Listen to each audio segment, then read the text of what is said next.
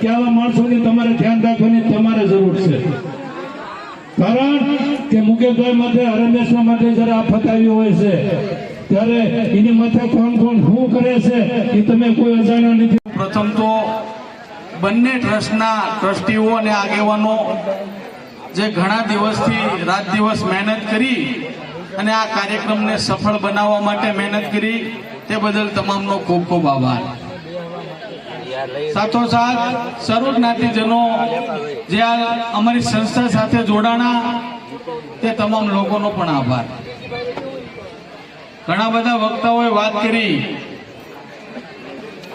છેલ્લા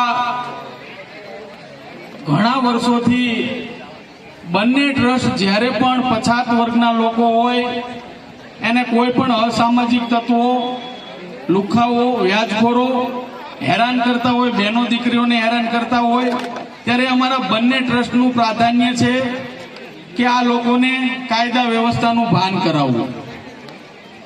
અમે હર હંમેશની માટે સમાજની અંદર નાનામાં નાના માણસને સૌનો સહિયારો સાથ મળીને એને ન્યાય મળે એવા પ્રયત્ન કરીએ છીએ અને દર વર્ષે આ પ્રકારે સર્વ જ્ઞાતિ સમૂહ લગ્ન કરી.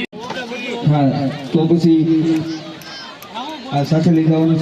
હા, તો ખુરશી સાથે લેતા જજો અને ઓટા ઉપર જે વ્યવસ્થા રાખેલી છે તો વરઘોડિયા સાથે ફક્ત 2 જ વ્યક્તિ જજો, વધારે નહીં.